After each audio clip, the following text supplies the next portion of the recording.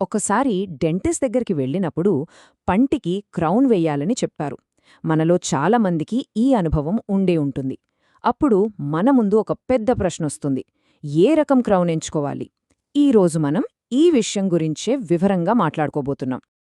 అవును, dental crown అనగానే మన ముందు చాలా ఆప్షన్లుంటాయి. సరైన నిర్ణయం తీసుకోవాలంటే వాటి మధ్య తేడాలేంటో మనకు స్పష్టంగా తెలియాలి. సో ఈరోజు మనం వాటి గురించే పూర్తిగా తెలుసుకుందాం. అసలు ఈ డెంటల్ క్రౌన్ అంటే ఏంటి? సింపుల్గా చెప్పాలంటే ఇది మన బలహీనమైన లేదా పాడైపోయిన పన్నుకి వేసే ఒక రక్షణ కవచం లాంటిదన్నమాట.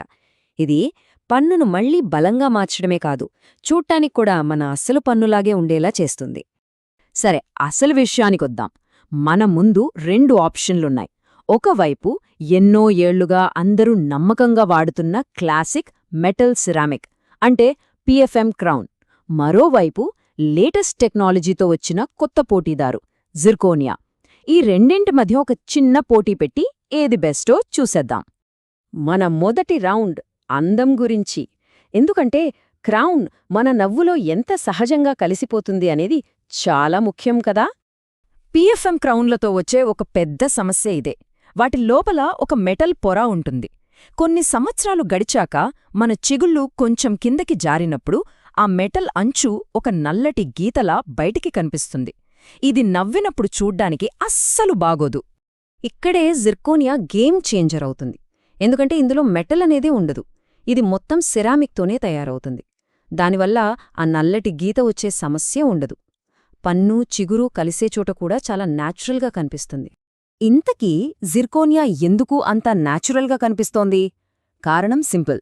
మన అసలు పళ్ళు కాంతిని కొంచెం లోపలికి వెళ్లనిచ్చి బయటకి రిఫ్లెక్ట్ చేస్తాయి. జిర్కోనియా కూడా అచ్చం అలాగే పనిచేస్తోంది. అదే మెటలున్న క్రౌనైతే కాంతిని అడ్డుకుంటుంది. అందుకే జిర్కోనియా మన పళ్లతో అంతలా కలిసిపోతోందనమాట. అందం సంగతి సరే, మరి బలం మాటేంటి? రెండో రౌండ్లో ఈ 2 క్రౌన్ల బలం, మన్నిక ఎలా ఉన్నాయో పోల్చి చూద్దాం. ఇక్కడొక ఆశ్చర్యకరమైన విషయముంది. 5000 కంటే ఎక్కువ క్రౌన్లపై చేసిన ఒక పెద్ద రీసెర్చ్ ప్రకారం 5 ఏళ్ల తర్వాత చూస్తే మెటల్ సిరామిక్, జిర్కోనియా క్రౌన్ల మన్నిక దాదాపు ఒకేలా ఉంది. చూశారుగా, ఒకటి 98.3% అయితే రెండోది 97.6%. రెండూ ఆల్మోస్ట్ సేమ్. అయితే ఇక్కడే ఒక చిన్న ట్విస్ట్ ఉంది. రెండూ ఫెయిల్ అయ్యే విధానంలో పెద్ద తేడా ఉంది. మెటల్ సిరామిక్ క్రౌన్లలో పైన ఉన్న పింగాణీ పొర పెచ్చుల్లోగా ఊడిపోయే ప్రమాదముంది. కాని జిర్కోనియా క్రౌన్లలో అలా కాదు. ఏకంగా క్రౌన్ మొత్తమే ఫ్రాక్చర్ అయ్యే ఛాన్సుంది. ఈ నంబర్ చూడండి, 10 రెట్లు. అంటే మెటల్ సిరామిక్తో పోలిస్తే జిర్కోనియా క్రౌన్ పూర్తిగా విరిగిపోయే ప్రమాదం 10 రెట్లు ఎక్కువ. ఇది చాలా ముఖ్యమైన విషయం. ఎందుకంటే చిన్న చిప్ అయితే పేర్ చేయొచ్చు, కాని మొత్తం క్రౌన్ విరిగిపోతే అది పెద్ద సమస్య అన్నమాట. ఇప్పుడు మనం 3వ రౌండ్కొచ్చాం. చాలా మందికి వచ్చే ఇంకో కామన్ డౌట్, జిర్కోనియా చాలా గట్టిగా ఉంటుంది కదా, మరి అది ఎదురుగా ఉన్న మన అసలు పన్నును అరగదీస్తుందా? ఇది చాలామంది అడిగే ప్రశ్న. జిర్కోనియా బలంగా ఉండటం మంచిదే, కాని దానివల్ల మన మిగతా పళ్లకేమైనా డ్యామేజ్ అవుతుందా? ఏంటో చూద్దాం. ఇక్కడ మనం అర్థం చేసుకోవాల్సిన నిజమేంటంటే, పన్ను అరగడానికి కారణం క్రౌన్ గట్టిదనం కాదు, దాని సర్ఫేస్ ఎంత స్మూత్గా ఉందనేది ముఖ్యం. క్రౌన్ ఉపరితలం గరుకుగా ఉంటే అది ఏ మెటీరియల్ అయినా సరే ఎదురుగా ఉన్న పన్నుమీద ఒక శాండ్ పేపర్లా పనిచేసి దాన్ని అరగదీస్తుంది. చాలా క్రౌన్ల మీద గ్లేజింగ్ అని ఒక పల్చని, నునుపైన పూత వేస్తారు. మొదట్లో అంతా బానే ఉంటుంది, చాలా స్మూత్గా ఉంటుంది. కాని పోనుపోను ఆ గ్లేజ్ పొర అరిగిపోతుంది. అప్పుడు దాని కింద ఉన్న అసలైన గరుకైన సర్ఫేస్ బయటపడుతుంది. అప్పుడే అసలు సమస్య మొదలవుతుంది.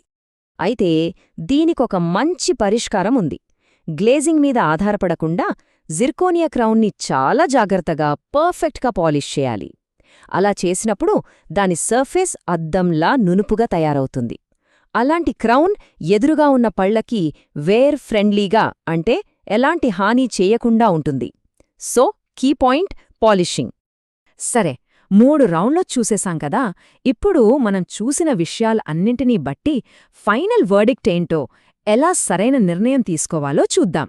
ఈ టేబుల్లో మనకు మొత్తం కథ క్లియర్గా అర్థమవుతుంది. అందం, చిగుళ్ల ఆరోగ్యం విషయానికొస్తే జిర్కోనియాకే ఫస్ట్ ప్లేస్.